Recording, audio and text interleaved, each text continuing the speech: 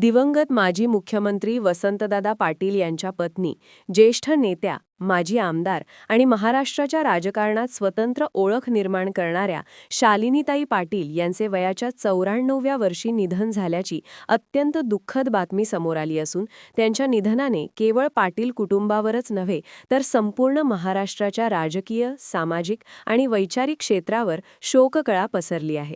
गेल्या काही महिन्यांपासून त्या आजारी होत्या आणि अखेर मुंबईतील माहीम येथील निवासस्थानी त्यांनी अखेरचा श्वास घेतला. त्यांच्या पार्थिवावर सातारा जिल्ह्यातील कोरेगाव तालुक्यातील त्यांच्या मूळ गावी अंत्यसंस्कार केले जाणार असून या बातमीने सातारा, कोरेगाव, सांगलीसह संपूर्ण राज्यात हळहळ व्यक्त केली जात आहे. शालिनीताई पाटील या केवळ वसंतदादा पाटील यांच्या पत्नी म्हणून ओळखल्या जात नव्हत्या, तर त्या स्वतः एक लढाऊ, करारी, निर्भीड आणि स्पष्टवक्त्या नेत्या म्हणून ओळखल्या जात होत्या. राजकारणात महिलांचा सहभाग मर्यादित असलेल्या काळात त्यांनी आपली स्वतंत्र ओळख निर्माण केली. कोरेगाव मतदारसंघातून त्या 2 वेळा आमदार म्हणून निवडून आल्या. त्याचप्रमाणे सांगली लोकसभा मतदारसंघातून त्या खासदार म्हणूनही निवडून गेल्या होत्या. 1983 साली वसंतदादा पाटील यांनी मुख्यमंत्री पदाचा राजीनामा दिल्यानंतर राजकारणातील संघर्ष अधिक तीव्र झाला होता आणि त्या काळात शालिनीताई पाटील यांनीही आपली ठाम भूमिका मांडत राजकीय प्रवाहात सक्रिय सहभाग घेतला.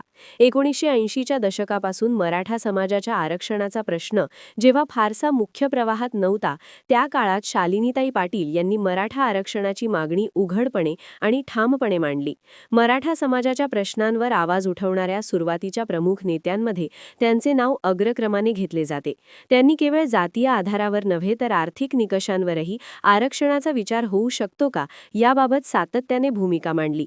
त्या काळात ही भूमिका मांडणे राजकीयदृष्ट्या धाडसाचे मानले जात होते, पण शालिनीताई पाटील यांनी कधीही आपल्या भूमिकेत तडजोड केली नाही. 1999 साली त्या राष्ट्रवादी काँग्रेसकडून कोरेगाव मतदारसंघातून निवडून आल्या. त्यानंतर 2004 साली पुन्हा एकदा त्यांनी विजय मिळवला. पुढील काळात त्यांना पराभवाचा सामना करावा लागला असला तरी पराभवाने त्या कधीही खचल्या नाहीत. जवळपास 10 वर्षे त्या कोरेगाव परिसरात सक्रिय राजकारणात कार्यरत राहिल्या. स्थानिक प्रश्न, शेतकरी, साखर कारखाने, जरंडेश्वर कारखान्याशी संबंधित वाद, पाणी प्रश्न, ग्रामीण विकास अशा प्रत्येक मुद्द्यावर त्या निर्भीडपणे बोलत असत. कोणत्याही दबावाला न जुमानता आपली भूमिका स्पष्टपणे मांडणे हा त्यांचा स्वभाव होता. कुणाला आवडो वा न आवडो, पण जे मनात आहे ते रोखठोक सांगणे ही त्यांची ओळख होती.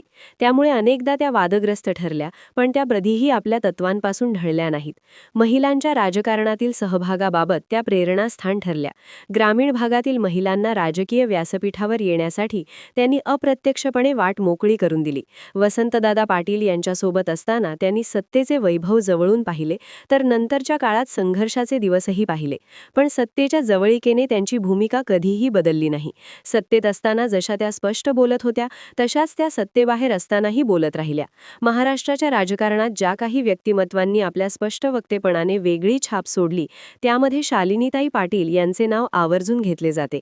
त्यांच्या निधनाने एक लढाऊ विचार, एक निर्भीड आवाज आणि एक ठाम भूमिका कायमची शांत झाली आहे. आजच्या पिढीला त्यांची ओळख मुख्यत्वे 2 कारणांसाठी राहील. एक म्हणजे मराठा आरक्षणाचा प्रारंभिक काळातील ठाम आवाज आणि दुसरे म्हणजे कोणत्याही राजकीय दबावाला न झुकणारी स्पष्ट वक्ता नेत्या. त्यांच्या जाण्याने महाराष्ट्राच्या राजकारणातील एक महत्त्वाचे पर्व संपले असून अनेक नेते, सामाजिक कार्यकर्ते आणि सामान्य नागरिकांकडून त्यांना श्रद्धांजली वाहिली जात आहे.